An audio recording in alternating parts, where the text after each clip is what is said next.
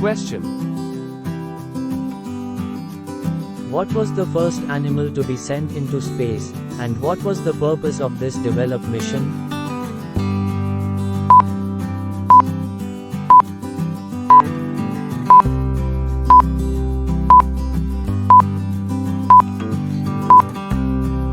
Answer. The very first animal sent into space was a dog named Laika.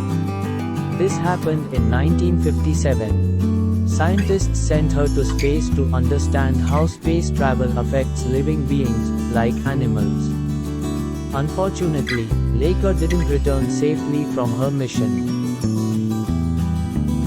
Here are essential points you should be aware of.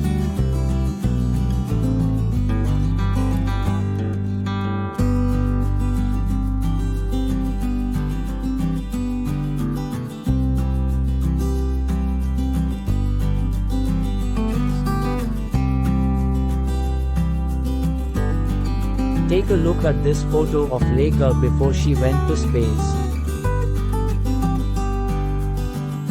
Any suggestion or question, please let me know in the comment box.